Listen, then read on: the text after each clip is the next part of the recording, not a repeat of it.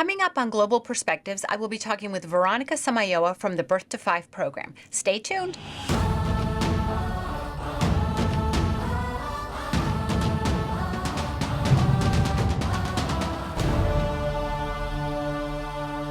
Welcome to Global Perspectives. I'm your host, Karen McDonough, manager of the International Family Outreach Programs.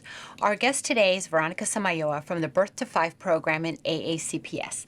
Welcome, Veronica. Thanks so much for being with us today. I really appreciate you being here, and I can't wait to learn more about the new things that are happening in Birth to Five. Since the last time we were together, you have a new colleague named Melissa Manchame. Could you tell me a little bit more first of how you and Melissa work together to serve our families?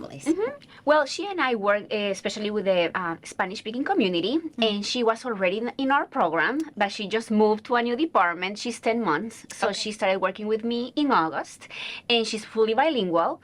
Her background is, her family is from Guatemala, so she's mostly assisting me with referrals and intakes when new families come into the program. Okay, so the referrals and the intakes still come to you, and then you and Melissa sort of decide, how to, which families to cover. For the Spanish-speaking families, yes, but for the English-speaking families, it goes to other team that takes the referrals, English-speaking team, and they assign the evaluation teams. Okay, and so the you and Melissa obviously still focus with the Spanish-speaking families. Right? Yes.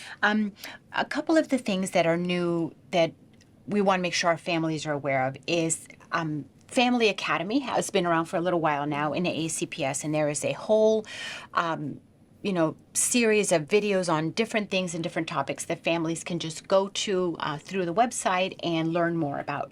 And there are new things there from Birth to Five. Tell me a little bit more about the Family Academy videos, and we will be sharing on the screen some snippets of some of the videos that families can look forward to when they access Family Academy. Yes, we are pretty new in Family Academy, Birth to Five, so we are just starting to plan and record and share information, but as of right now, we have some Lunch and Learns recordings from the previous Lunch and Learns, and also that one, the one that is already posted there, is about what to do when there are concerns. Also talks about milestones and how to refer your child to the Birth to Five program. And then as time goes on, you will be adding new videos on different topics each time. Yes, we are about to record a new one about parents' rights in special education, and there is going to be more about IFSP 101, IEP 101, and topics like that. Okay. So the Lunch and Learn programs, they are advertised through the AACPS website. Correct. Okay. And they are virtual? They are virtual. And then you get those recordings, and then they're made available for anybody who wasn't able to attend the original virtual event. Okay.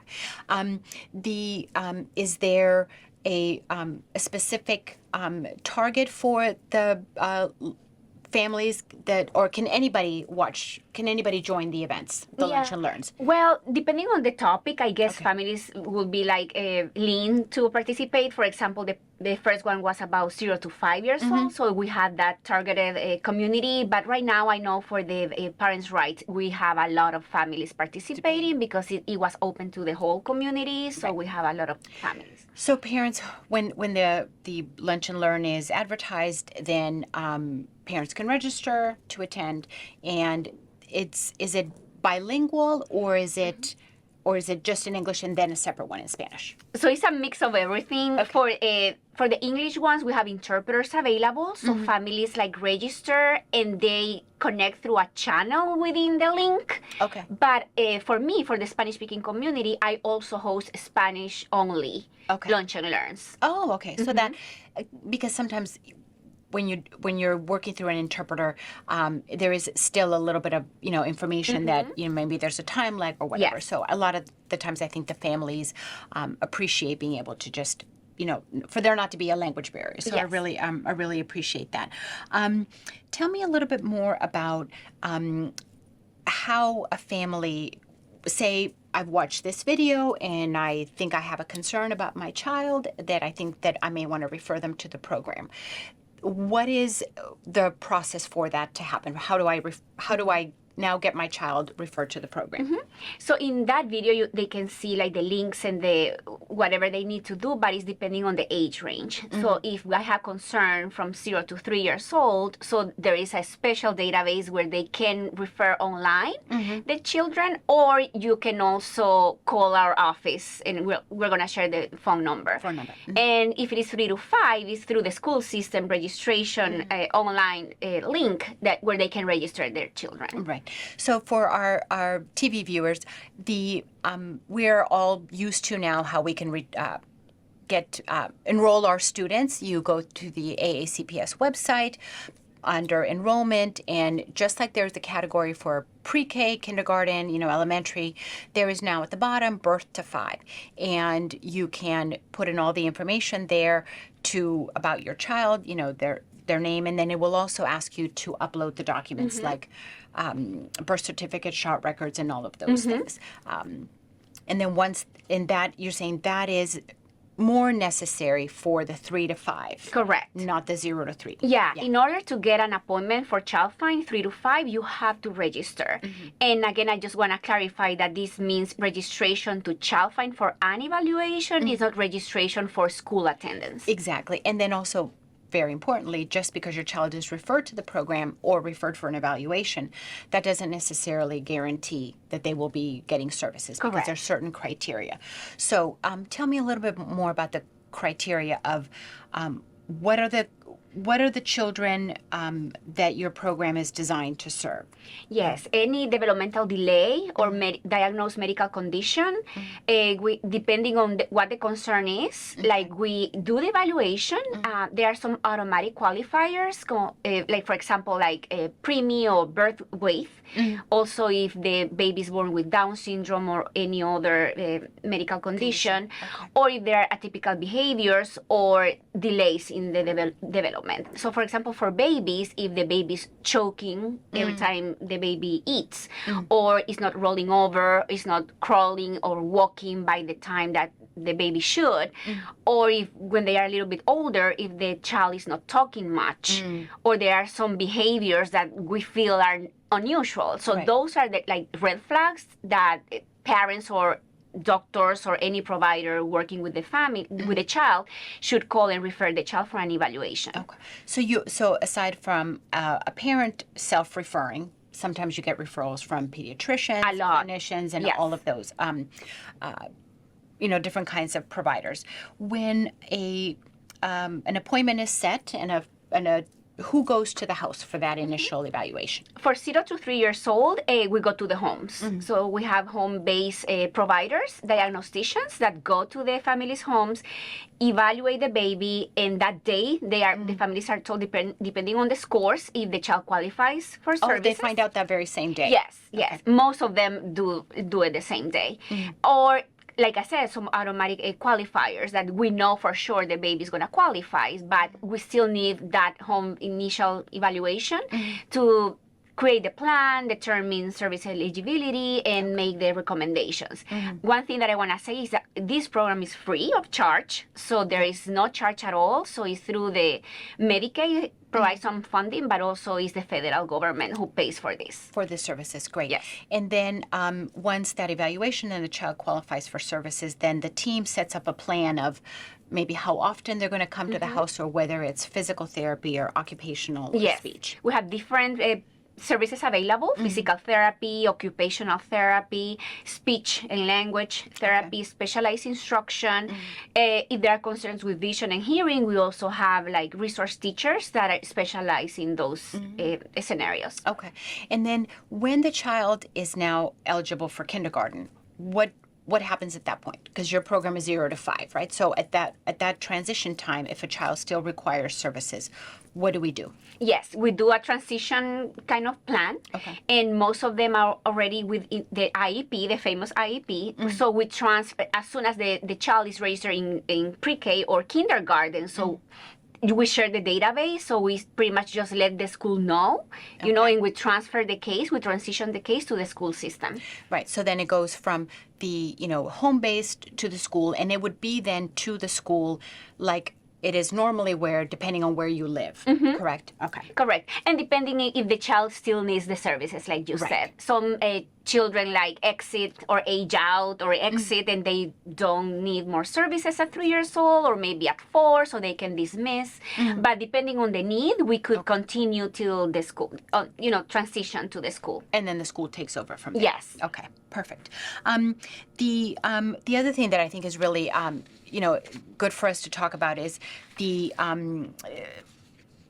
information that you have available. Obviously, we always talk about the website, but one of the things that I really like is our little informational card that is in English and in Spanish. That talks a little bit about your program. So tell me about what the information that is in here and where these cards can be found. Yeah, this is a new initiative, like a new design. So it talks about what to do when there are concerns, describes the programs, and then there are QR codes where the families can just scan and they can be linked to the school system's website with information about our program and what to do to refer. Okay, great. And they can be found like in doctors' offices. We're trying to reach out and do more work in the community, community-based clinics, or maybe some churches, daycares, libraries. Okay, perfect. And I think it's also, maybe somebody watching us doesn't have a concern about their particular child, but maybe they know somebody that, that might have a concern about their child. And it's always, important information to hand out. And I know when we have with my team of bilingual facilitators, whenever we have events or we have outreach events, we're always making sure that we have your program's information, because you never know when you're going to run into somebody. And I think one of the things that I see on here, which I think is so key, is the earlier the better, right? And so I think that we want to encourage anybody. I would rather a child be evaluated and we find out that no, it's just, they're just not at that age yet where, that milestone needs to be met. But if a parent has a concern, the earlier that we find out. Yeah, parents are the best advocates for the children. We've had scenarios also where we evaluate the child and maybe didn't qualify at a time, but the family calls back a few months later and the child qualifies because it was running behind. So it is really important to be on top on what are the expectations and what we should be expecting for depending on child's ages, and just call, and it's free and you can refer whenever you want. And did you say that, and here somewhere is also the milestones for different ages? Okay. The last QR code, so it says the CDC website where it teaches you, depending on the age, what to expect and what to do for early intervention. Okay. And stimulate. And stimulation. Okay, very, very well. Tell me again a little bit more about we talked about the lunch and learns, but you also have the family engagement events. Tell me about those. Yes. So once a month, we try to reach out and be in person with our parents in the community. So we schedule family nights. Okay. In different schools as of right now, and we have different topics to talk about and share, and we usually do a craft and an activity, and activities for the children, activities for the parents. So it's really nice because that's a way to be in person with our families, and it could be in Edgewater, in Annapolis, or Glen Burnie. Okay. So depending on where it is, we share the information via Thrillshare or through the providers. Okay. And then are these bilingual nights, or are these only in Spanish, or any parent can go? Any parent can go, and we usually request interpreters, so that's why registration is required, so that we know and we can plan ahead, what interpreter or what language do we need interpreters for. Okay. And with, do you have, obviously if the children are welcome, then there's some staff that works with the kids. Correct. Or the parents and the kids are together? Depending on the activity we plan, but mostly there is always a parent piece. So we have the parents, and we could have both, but usually it's we want the parents to share and also to talk, just to focus on the class or whatever topic we're talking about, but usually it's a combination. Oh, okay. I know that it's really, anytime that we have parent events where parents can talk and share, it's always a great thing, and it's a lot of support for parents. But I think for parents of children with special needs, it's it's even more important to create that sense of community because it also often it can be very isolating if you feel like you don't know anybody else that is going through the same thing or is having the same concerns. So I think that's really valuable that you're creating or giving an opportunity for that sense of community. Yes, and we are creating also like little groups within the county too for speech or for positive solutions, behavior concerns, or infant massage. So we have different like programs that we free of charge too for our families participating in the program that they can access in addition to the services. Okay. And how do we find out about those kind of events? Is it those are only open to parents that are already in the program? Yes. Okay. Okay. Very good. Very good. What Birth to 5 covers, obviously, 0 to 5 and a whole range of disabilities. If a parent, if a child doesn't qualify, but do we have the ability to give them other resources or things to, whether it's for, say, a kid has a certain behavior, but it's not something that qualifies for services. What other things can we offer parents for maybe socialization opportunities for their children? Do we have things like that? Usually my coworkers, like evaluators or providers, when they don't qualify, they usually give like suggestions. We also use a lot the library. They have a lot of like infants and also like preschool groups that we encourage parents to use and access. And also like printed out information, you know, for what to do or what strategies to keep like looking for. Okay. Yeah, I think that's really great because we often think, well, they don't qualify, then okay, that's the end of that. No, but I think I just wanted you to say that because I want families to know that even if your child doesn't qualify, that you could still get resources for other things to help you, support the development of your child. And I think now that we're seeing also an increase in preschool, the 4-year-old and either just a few. I think there's only a couple of 3-year-old classrooms, but of course not every school has a 3 or 4-year-old program, and you have to qualify for those programs. I think the more that we can do to help children be ready for school. Yes, I think that's also a big support for the parents and for the children. Was there anything else that you wanted to share or that you wanted our families to know? No, only that please call, don't wait, and that the earlier the better, like you said, and just we're going to be sharing our phone number. Don't hesitate to call. If you cannot access anything online because it's difficult or something happens, you can always like make that phone call and we can guide you on what to do. Yeah, guide you over the phone. Okay. All right. Well, thank you so much, Veronica, for being with us. Thank you so much for being with me today, and I hope to see you soon. Thank you so much. Until next time.